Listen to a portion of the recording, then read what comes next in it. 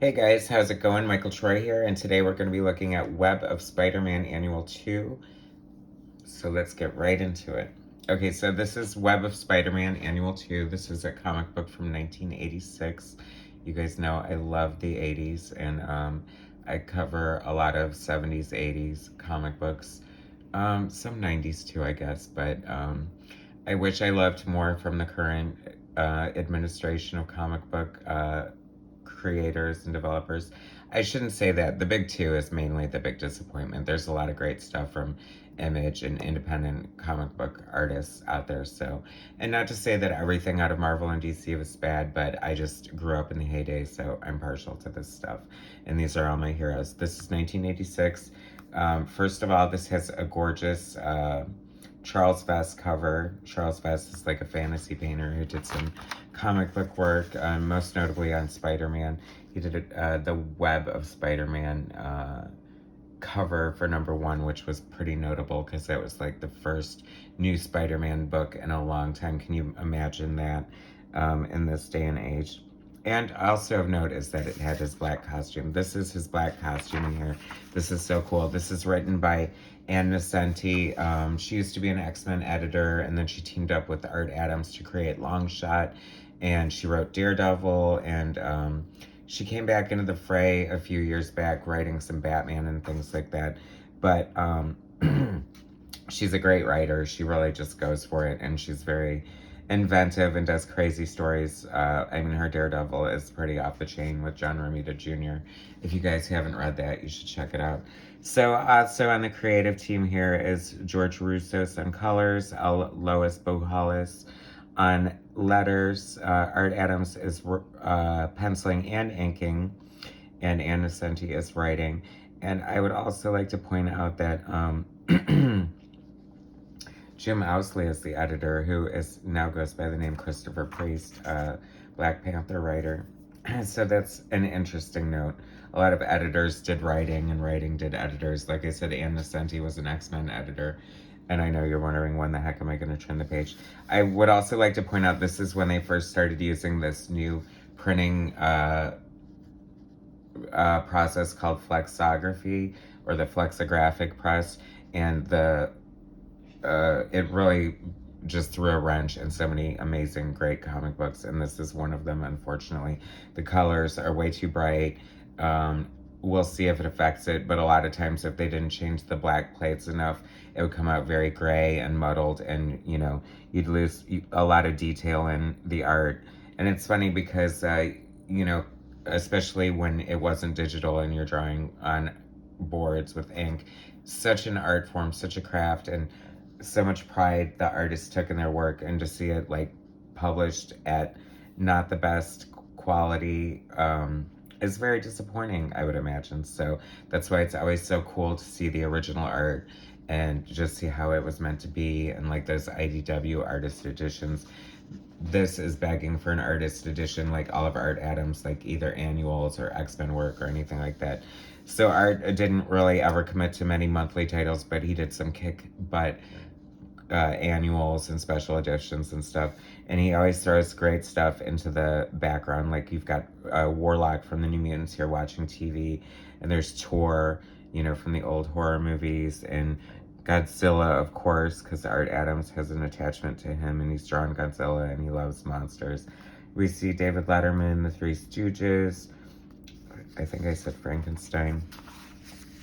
And this was just such a great, fun story featuring Spider-Man and the New Mutants. And we get Art Adams drawing Warlock, and just like totally bringing it home as far as, you know, him shape-shifting into different fun, like pop culture references, like Speed Racer over here. Super cute Rain, aka Wolfsbane. I was a huge fan of the New Mutants movie. I only had a couple problems with it. Ilyana, my favorite character, I thought they made her way too mean in the movie. But other than that, I thought it was pretty enjoyable, and they did a good job. And Art Adams dressed such a great spidery Spider-Man, just like all lanky and, you know, limbs everywhere. And then he does draw kind of like the spaghetti webbing that they call it, that sort of Todd McFarlane gets a lot of credit for that, and Michael Golden was pretty much the pioneer of that, and then Art Adams took it from him, and so on and so forth. But I'm not, I mean, who knows who created originally, but I want to say Michael Golden. I'm always a fan of the red and black original Spidey costume, but I have to say, like, when his black costume debuted in Secret Wars, it was super cool. Here we go with David Letterman again. I guess having watched him on TV, Warlock is turning into him. And having been such a big part of New York culture, David Letterman has shown up in a Marvel comic more than once. I just love Art Adams' art, and he was so influential to so many artists. A lot of the image artists take influence from him, and this is so cool here. So they're like in a toy store or whatever, and well, there's the robot, the original robot from Lost in Space, Robbie the robot, I guess. But he's holding that. I think it came out in like 1979, and my brother wanted one so bad. It was like the 18-inch alien doll, and it's got to be worth like so much money. There's no way that it's like less than $500 on eBay, because it is like the coolest thing ever, and it makes me wonder if they ever did like a reissue of that. As I go through here, I noticed that some of the inking looks a little different, so I'm guessing Art might have had some help on some of this, but he was probably always crunching deadlines because he's such a prolific artist and so detailed and so just inventive, and I love his page designs. And here we have a great page of Warlock turning into Godzilla and just terrorizing the city as Godzilla should. And it's funny because Mike Mignola illustrates a story in the back here, and I'm wondering if he lent Art a hand on the inks, because Mike Mignola did start out as an inker. That's all speculation on my part, but it's just fun to see this art from Art Adams that just looks so cool and fun. And kudos to Ann Nocenti for drawing a really fun, cool Spider-Man story. We saw the Animal Liberation Front, so there's a little bit of a message. She was, I feel, kind of like a messagey kind of writer, which is fine. That's the point of writing, to get across your viewpoints and stuff like that, I guess. That's cool. It's so much fun to see Art Adams draw anything. And here's Warlock, like, possibly, allegedly sacrificing himself, but he doesn't. He comes, spoilers, he comes back into a big blob of goo and is reunited with the New Mutants, and that's his little fun adventure with Spider-Man in New York. And it's a totally awesome, when annuals were so cool, and it was like a special event, and it was just like some big epic story. Not necessarily, sometimes they were tie-ins, sometimes they weren't, but always great. I mean, especially if you're gonna get Art Adams art. And so I guess it wasn't enough to fill the whole thing, and I got for the new universe, remember that?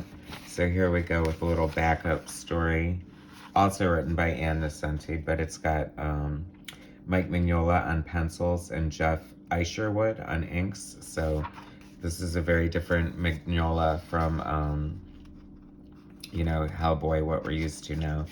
But it's funny because I didn't really care for his style at this point. And now that I love his art so much, it's weird how you sort of retroactively like something. His use of composition and his spotting of blacks, and just like his whole deal, he's always just like trying to figure it out, his negative space. I mean, his choices are just fun and different. It looks kind of like an Art Adams, Mike Mignola. It's weird how they do have a history together. I think Mike Mignola did ink a lot of, maybe not a lot, but a few Art Adams covers here and there. And so that is cool. Get a little Spider-Man story. Black Cat bursting through, Aunt May and her bleeding heart. I don't know, this is some nightmare. And here we've got the Mike Mignola, like, signature clouds that he's responsible for, we should say. Although I don't know if that's an Art Adams thing or a Mignola thing. They kind of both do it. Maybe it's from it's always fun to see Spidey in his tighty whities, which he was always crashing after getting his ass kicked by scorpion or lizard or whoever. Anyway, so that's Web of Spider-Man Annual 2 by Ann Nocenti and Art Adams. Super cool, one of my favorite books. I wish I had a better printing with like the art showcasing how gorgeous it is and needs to be seen, but it is what it is. So anyway, please subscribe to my channel, hit like, and I'll bring you guys some more content later. All right, thanks guys.